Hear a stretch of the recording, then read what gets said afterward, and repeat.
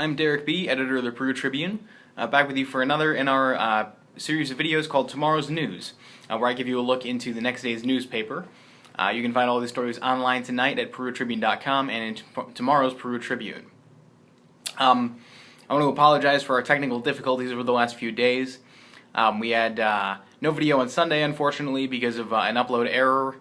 On Monday, had some issues with frame rate because I was trying to use a new camera. And today are back in standard definition because I seem to have misplaced a tripod. But hoping to have that back for Wednesday's video. In the meantime, here's what you can read about in Wednesday's Tribune. In our lead story, Chad Abshire tells you about murder charges that were filed Monday night against 18-year-old Rannin A. Schuler of Peru.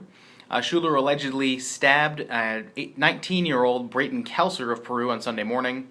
Kelser passed away shortly after that at Duke's Memorial Hospital.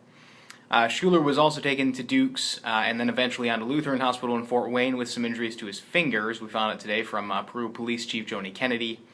Also heard in that incident was 18-year-old Dominic Tyler of Bunker Hill. The extent of these injuries are all still unclear. Schuler, in the meantime, has been charged with battery with a deadly weapon, producing bodily injury, obstruction of justice, and perjury. We don't know why those two other charges are on there. There's still a great deal that we don't know about this case. We're hoping to have a probable cause affidavit tomorrow, and possibly even a transcript of the 911 call that came in early Sunday morning.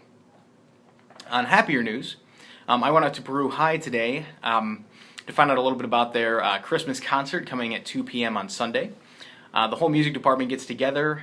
This is the choir, the band, jazz band, swing choir, a lot of different groups, more than 75 kids altogether. They're going to put on individual performances with some classics, and then they're going to get together actually for their only combined performance of the year, according to the choir director Jason Gornto, and perform Do You Hear What I Hear at the very end.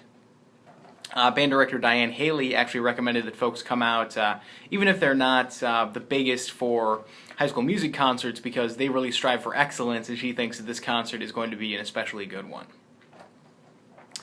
Chad also tells you tomorrow about the Peru City Council meeting on Monday night. He went out there where they approved a refinancing of some bonds that paid for improvements over at the wastewater treatment plant.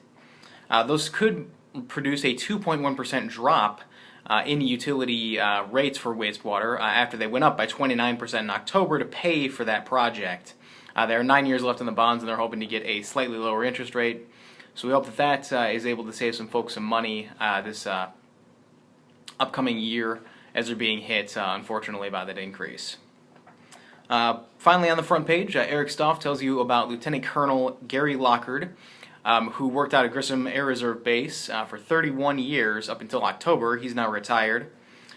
There's some great stuff in there about his memories at Grissom. He said he has nothing but positive memories, including his wedding, which actually, through some weather-related issues, happened at Grissom. His wife, Ann, is unfortunately now deceased. It's really a heartwarming story to find out about how they ended up getting hitched at the base and what he's planning to do with his life now that he's no longer employed there. On our education page, I tell you a little bit about the United Way Fall Essay Contest. This year they solicited 250 word submissions from schools about service leadership. Cami Kinnunen of Peru High, a freshman, was the overall winner there. She won a $100 gift card.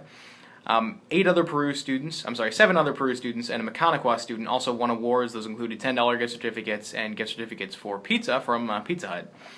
We have Kinnunen's whole letter in tomorrow's paper, and we really hope that folks give it a look and see what our kids think about that kind of leadership. Finally, on the sports page, Nick Roby has a couple of stories for us. First is a recap of the Peru girls game last night. They lost 44-30 to Kokomo, who's now 4-1.